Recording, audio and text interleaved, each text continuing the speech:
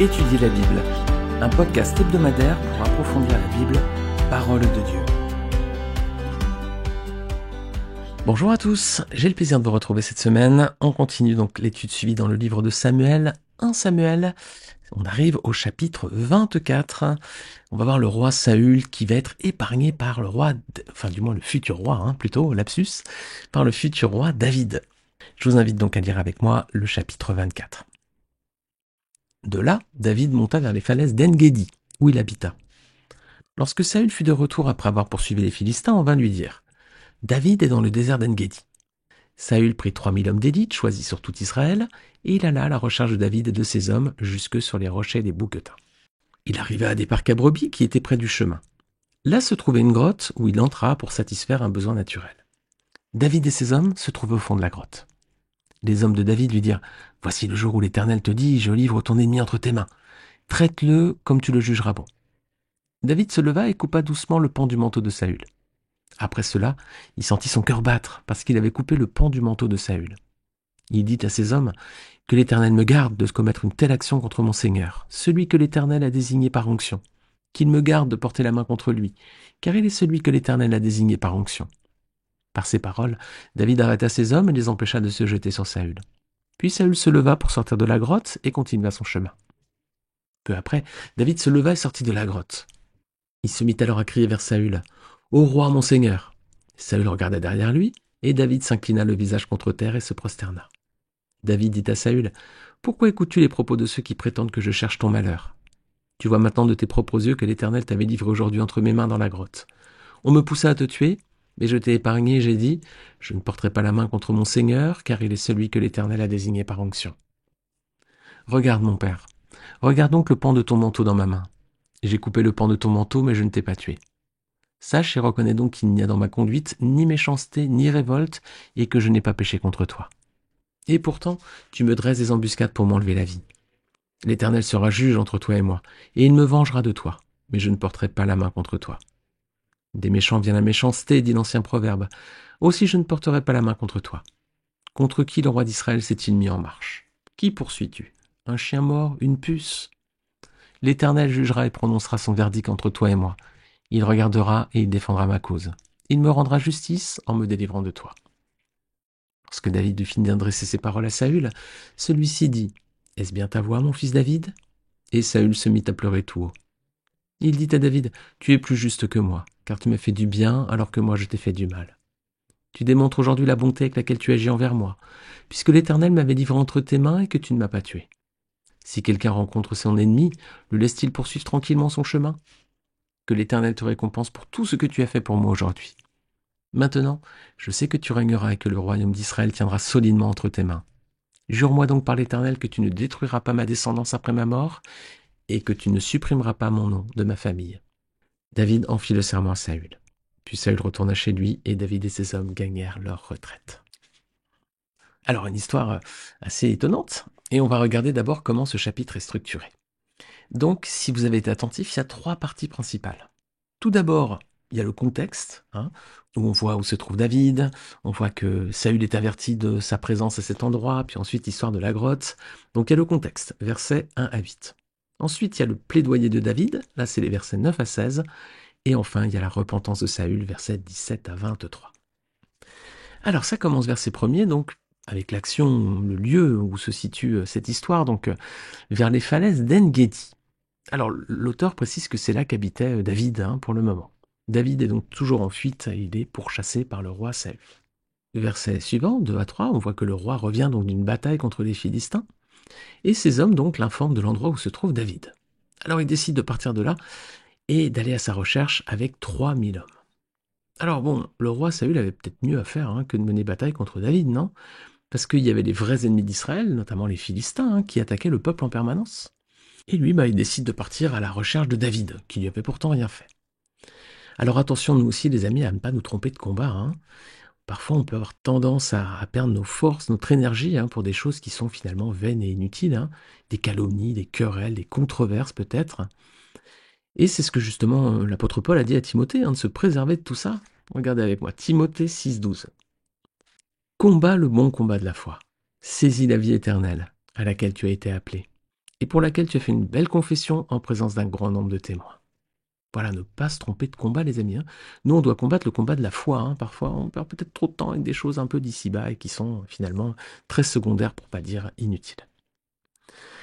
Alors, verset 4, le roi Saül entre dans une grotte. Alors, c'est justement là que sont cachés David et ses hommes. Alors, le Seigneur arrange parfois les circonstances pour nous mettre face à une situation et nous aider à régler un problème. Alors, que vont dire ces hommes? Ils disent: voici le jour où l'Éternel te dit, je livre ton ennemi entre tes mains. Traite-le comme tu le jugeras bon. Donc pour eux, c'est l'Éternel qui place l'ennemi de David entre ses mains. Donc ils disent, vas-y, voilà, maintenant à présent, fais ce qui te semblera bon. Alors leur conseil, il semble pragmatique. Et on dirait même peut-être qu'ils citent au passage un texte biblique, parce que c'est assez proche d'une formule qui a été adressée par Melchisédek à Abraham après sa victoire. Victoire d'Abraham sur les rois de la région. Rappelez-vous Genèse 14, verset 20, lorsque Abraham est parti récupérer Lot, qui avait été fait prisonnier. Et voici ce que lui dit Melchisédek: béni soit le Dieu très haut qui a livré tes ennemis entre tes mains. Alors toutefois, il y a une différence entre les deux passages, c'est que Melchisédek ne dit pas à Abraham de traiter ses ennemis comme il le jugera bon. Alors les amis, c'est bon d'écouter les conseils de nos frères et sœurs, mais soyons attentifs, assurons-nous que ce sont des conseils qui s'appuient bien sur la parole de Dieu, qu'il n'y a pas d'autres éléments qui sont ajoutés, et qu'ils sont bien dans le bon contexte, que ce soit adapté à la situation. Mais il faut toujours écouter les conseils des autres, au moins les écouter, et après voir s'ils sont adaptés ou pas. Alors, versets 5 à 7, David, justement, ne va pas écouter ses hommes, il ne va pas frapper à mort Saül, il va seulement lui couper un bout de son manteau. Alors c'est déjà suffisant pour faire trembler celui qui va devenir le roi d'Israël. Parce qu'il est conscient d'avoir commis une action de vengeance, finalement, de représailles, même si elle est infime, envers celui qui est encore loin de l'Éternel. Loin, l'apostrophe au INT, c'est-à-dire l'appelé, l'élu, le choix de l'Éternel. Donc David agit ici avec sagesse. Il est respectueux de la place que l'Éternel a donnée à cet homme, même si cet homme était mauvais. David considère que c'est pas à lui d'exercer la vengeance. Si c'est l'élu de l'Éternel, alors c'est à l'Éternel de le juger. Alors soyons vigilants, là encore nous aussi, ne cherchons pas à nous venger de ceux qui nous blessent, qui nous persécutent aussi parfois, laissons plutôt le Seigneur faire justice. Voilà, c'est lui qui est le juste juge, pas nous. Et nous, souvent, on va faire des erreurs lorsqu'on va vouloir se faire justice nous-mêmes. Alors verset 8, on voit que les hommes de David lui obéissent, ils vont pas se jeter sur Saül, et donc le roi va pouvoir partir libre, et en vie surtout. Alors, c'est essentiel d'être exemplaire lorsqu'on est en position d'autorité. C'est le cas de David. Si on veut que ses troupes obéissent, il faut être exemplaire soi-même. Il ne faut pas rendre un mauvais témoignage. C'est le cas de David. Ces hommes très nombreux pourtant lui obéissent. Alors que Saül, rappelez-vous, au chapitre 22, on avait vu qu'il devait souvent faire face à l'opposition du peuple. Notamment, vous pouvez relire 1 Samuel 22, versets 6 à 8. Alors, on vient de voir le contexte, donc à présent, on va regarder la deuxième partie du chapitre. Donc versets 8 à 9, Saül quitte la grotte tranquillement, il pense que tout va bien. Et c'est alors que David sort et l'interpelle. Alors, David, ce qui est étonnant, c'est qu'il s'incline, le visage contre terre, et se prosterne devant Saül. On voit le profond respect qu'avait David pour celui qui était encore l'élu de l'Éternel. Et il va donc prendre la parole et plaider sa cause. Alors il dit au roi déjà de ne pas écouter ceux qui prétendent qu'il veut s'en prendre à lui. Verset 10. Ensuite, il lui montre que l'Éternel l'avait livré entre ses mains et qu'il pouvait le faire mourir. Verset 11. Mais qu'il a seulement coupé le bout de son manteau alors qu'il était en position de le tuer. Verset 12. Et donc, c'est une preuve de sa bonté, de sa fidélité. Qu'est-ce qu'il fait plutôt que d'argumenter encore en ce sens? Verset 12 à 14, il place l'Éternel finalement comme seul juge entre deux. Oui, le roi cherche à faire mourir David, et c'est injuste, mais David ne veut pas pécher en portant la main sur celui que l'Éternel a désigné par onction.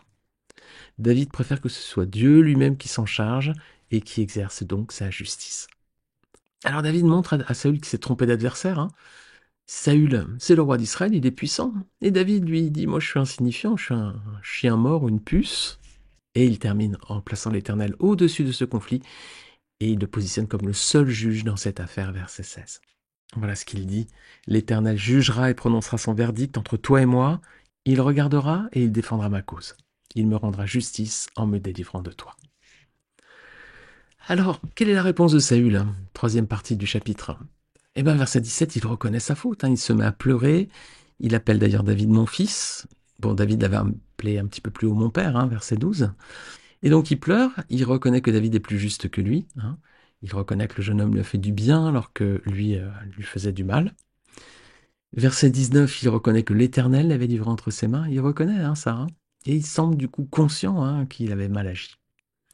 Alors verset suivant, il reconnaît également la bonté de David, hein. David l'a épargné. Et du coup, il demande à l'Éternel de bénir David pour avoir fait ça. Et verset suivant, on voit que Saül reconnaît que David régnera sur Israël, hein. Il admet finalement sa défaite et la fin de son règne qui va venir. Il comprend que sa royauté va lui être retirée à lui et à sa famille. Alors il lui demande une grâce, verset 22, c'est d'épargner sa descendance et de préserver l'honneur de son nom après sa mort dans sa famille. Saül sait quel va être son destin dans l'avenir, hein. Il le sait à présent, il en est conscient. Alors verset 23, David en fait le serment à Saül, oui, il accomplira ce que le roi a voulu, et il le prouvera dans la suite de l'histoire, notamment lorsqu'il prendra soin de la descendance de Jonathan, avec son fils qui est infirme. On trouve cette histoire dans 2 Samuel, chapitre 9.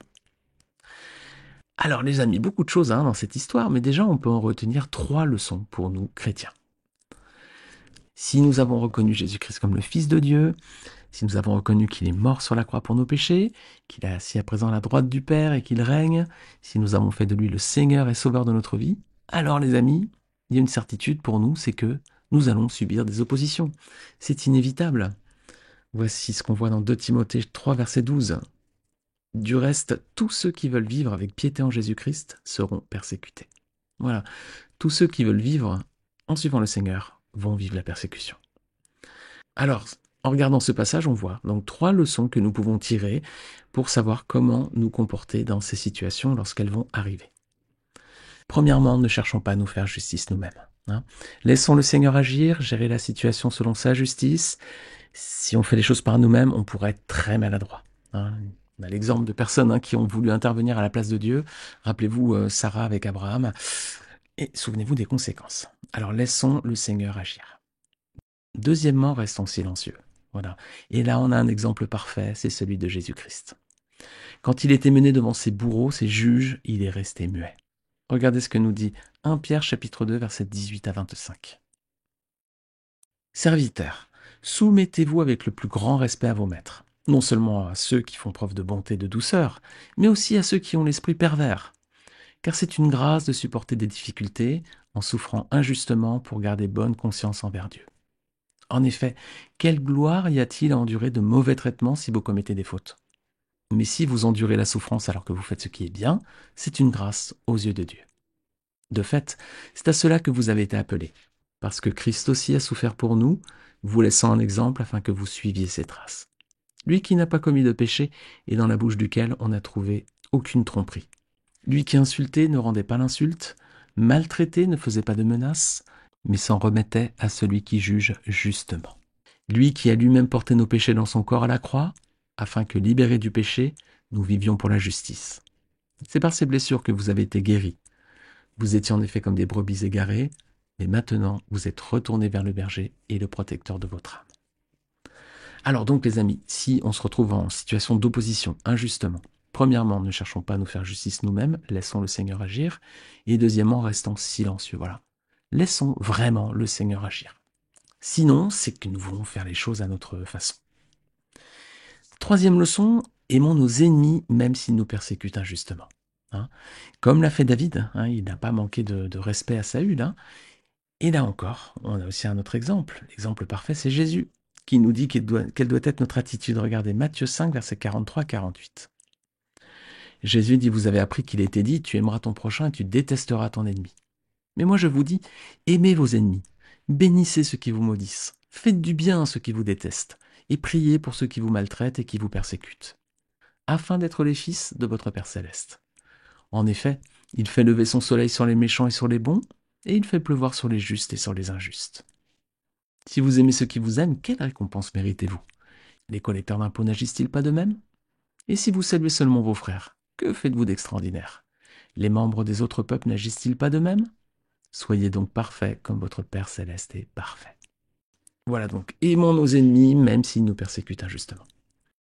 Alors les amis, laissons le Seigneur exercer lui-même sa justice. Laissons-le faire. Regardez ce que nous dit Paul dans Romains 12, verset 19. Ne vous vengez pas vous-même, bien-aimés, mais laissez agir la colère. Car il est écrit, à moi la vengeance, à moi la rétribution, dit le Seigneur. Alors voilà les amis, David a vraiment la bonne attitude dans ce passage. Il ne fait pas preuve de violence, il ne se venge pas lui-même. Il laisse le Seigneur agir, il laisse le Seigneur lui-même exercer sa justice. Et il préfère se reposer en Dieu, se confier en lui, plutôt que d'agir par lui-même. Voilà les amis, la bonne attitude à suivre, parce que c'est également celle-ci que nous a montré notre Seigneur et Sauveur Jésus-Christ. Et là encore, par cette histoire, David montre une fois de plus qu'il est donc un très beau type de Jésus-Christ. Amen les amis. Amen. Eh bien écoutez, à la fin de ce chapitre, on voit que la paix semble être revenue entre les deux hommes, entre David et Saül.